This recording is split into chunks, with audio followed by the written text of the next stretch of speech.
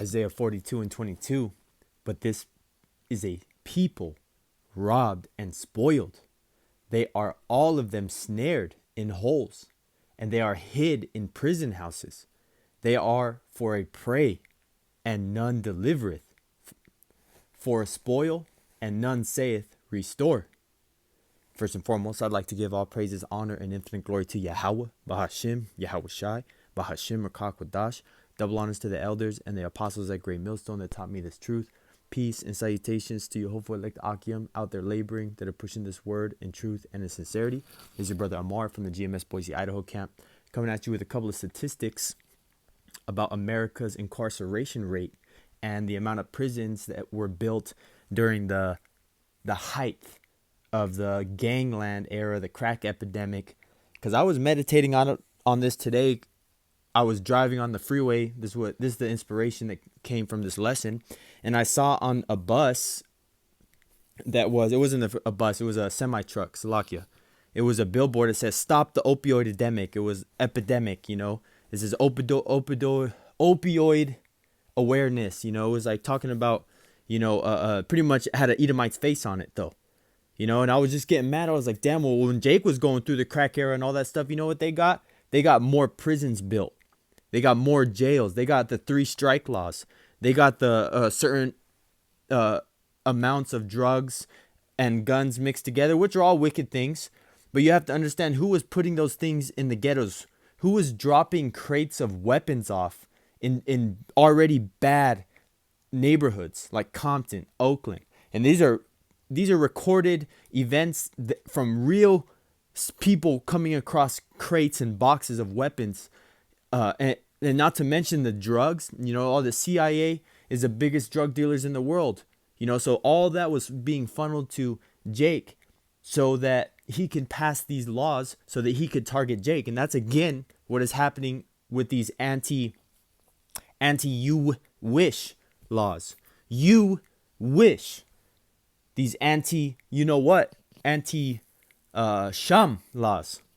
Because, hey man, these are situations that Esau creates with these agitators at these campuses so that he can get these laws passed. Like out of nowhere, there's already a law in the House about this anti-you-know-what bills from the, Defamation League, Anti-Defamation League.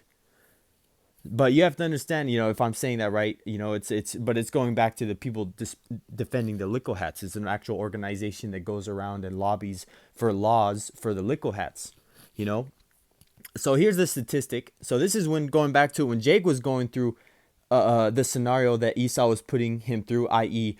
gang warfare, violence, division among, Negroes, Latinos, and Native Americans, and drugs, the crack epidemic. This is between 1980 and 2004. They built 936. So that's how much was going. And that's a lot, man. These are huge facilities. He says between 1990 and 1995, the federal, state, and federal governments added 213 prisons and more than 280,000 prison beds, representing 41% increase in prison capacity. So I understand these statistics are old, but I just wanted to bring these to show you that this was Esau's cure for Jake's crack epidemic and the war on drugs. But Esau got help. Esau got laws relaxed. In some states, all drugs are illegal.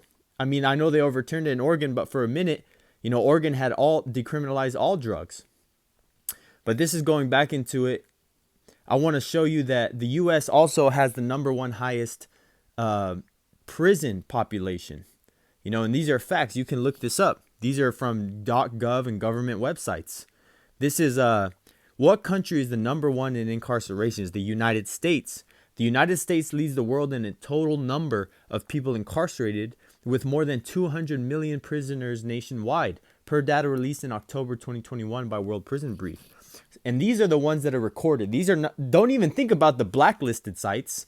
Don't even think about the military prisons. Don't even think about the temporary holding facilities that they can pop up in a Walmart parking lot. Jake don't understand how ready Esau is to just throw you away and lock you in and throw the key away, man. He has been practicing on us for so many years how to move mass populations of people, and he has perfected it for these days ahead. Hence the FEMA camps and the 10 FEMA zones being able to control different prison populations, because this whole world is going to be in a prison, like the apostles always say. This is a prison planet, man. So this is how Esau eventually is going to be throwing Jake in until he can't control the chaos anymore, because he thinks he's going to be able to control the chaos and throw all the crazies and throw all the Mad Max and throw all the patriots that are going to go against him in these last days in these prisons. This is why he's building so many and has for decades. But he doesn't understand that, hey man, it ain't going to do nothing but get the 2/3. And even if the men of YAHAWASHI HAMASHIYACH that are the elect get allotted to put in there, the Lord could have them get broken out in a second and then bring a whole group of Jakes with them, that are righteous. So this is just going to show you again that Esau has the capability. Esau has been the number one incarcerated, or the number one person, which being America. Salaki, I got jumbled with my thoughts. America, being led by Esau, has the number one prison population. And, China is right behind them, but we understand, that makes sense, because China, is a very dictator type, totalitarian country. But this is, so they say in the news. But we are looking at these things coming down the line, seeing what Esau has done in the past to our people, and we're connecting the dots. But we have to connect the dots for the other people, man. And the apostles have gone through, I'm talking about the 12 right now, because this is a story of how they took it with rejoicing, because it had happened to them. They had just got done being thrown into prison. If you go to Acts 5, the gates were bursted open, and they told them, not to keep preaching in that name, and so they had a council on them, and they ultimately went away with a beating, I believe. But either way, the suffering came when they were thrown into prison. This is Acts 5:41.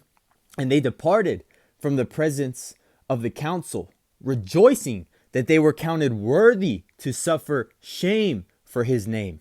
And that shame is we're not ashamed of what we do, but to the world, we look like we lost. We look like we're crazy. You look like you just got arrested for nothing, man. For something that nobody can see with their eyes, you just got arrested for.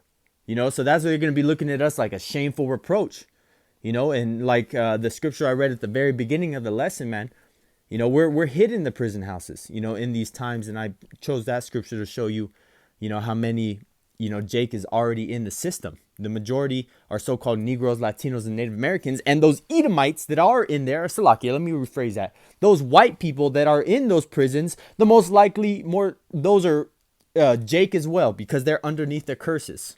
This is Acts 5:42. And daily in the temple and in every house, they cease not to teach and preach YAHAWASHI HAMASHIYACH. Because guess what? In the 12's time, when they did their ministry, there was laws against them teaching the truth too. But you have to understand that the truth doesn't need anything to defend it. A lie needs laws to defend it. And that's why we're going to continue to break down these strongholds. And if you can't see it at this point, man, you better pray for mercy or YAHAWASHI HAMASHIYACH to open your eyes to wake up and smell the roses, because it's about to get real, Jake. And if you can't see that, man, maybe you'll see it when your family's heads are rolling across the damn fucking living room floor, man.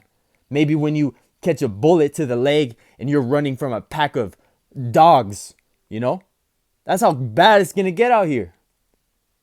And they're already ready, man. These prisons is a second resort. The prison is number 2. Number 1 is the sword. Esau is ultimately coming to slay, to kill, to destroy, man. The thief came not but to steal, to kill, and destroy.